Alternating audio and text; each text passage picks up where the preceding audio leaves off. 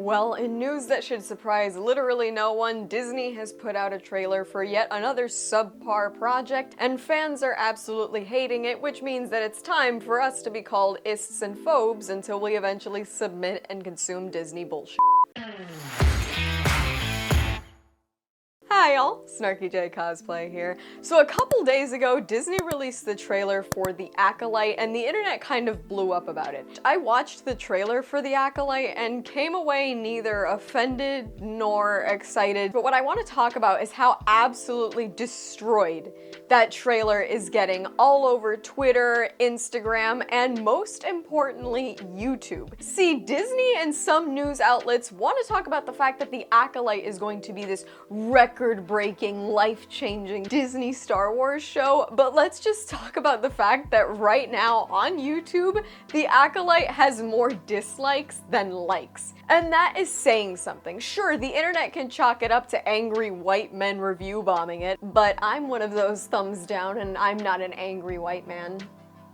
I don't think anyway. I mean, honestly, I've never seen a piece of intellectual property tank so hard by a multi-billion-dollar corporation who seems more hell-bent on fighting its fans than actually serving them content they want to see. And then blaming and insulting them when they don't like what they're served, and somehow we need to be grateful for the content because, you know, they're not making any money on this. Man, if they don't stop raising those Disney Plus subscription fees, I'm gonna have to start selling feet pics to afford it. I'm not gonna do that. I would never.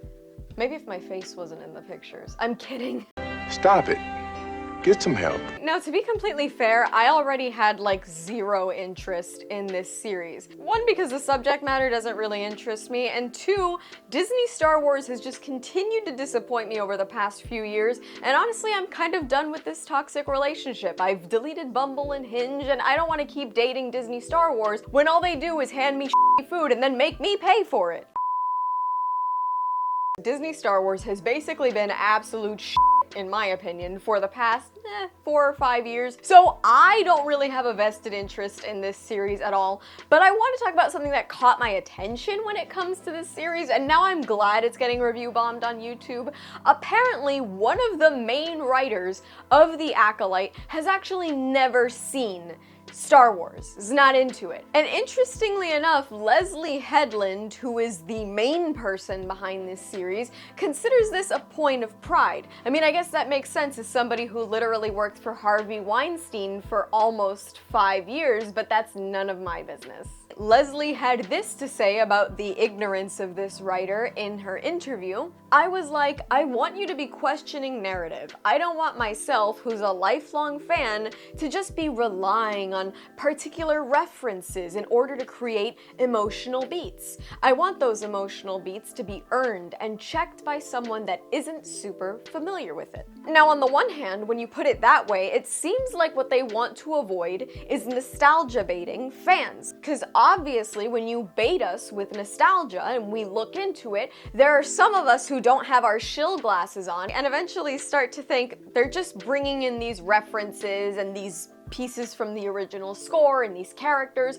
just to get us to like something that's crap and really doesn't have the legs to stand on its own. So on the one hand, having somebody who doesn't have all that nostalgia in their tool belt to feed us, that certainly does feel good. But when you think about a property like Star Wars or something like Marvel or DC that benefits from people knowing what the they're writing about, certainly we want people who've seen the properties. We can't just have people who've never seen it. I mean, that's when you start running into issues with the lore and things that don't make sense, and I'm pretty sure non-Star Wars fans having a hand in Star Wars is how we get activists directing new movies, and also lines like, "Somehow Palpatine returned."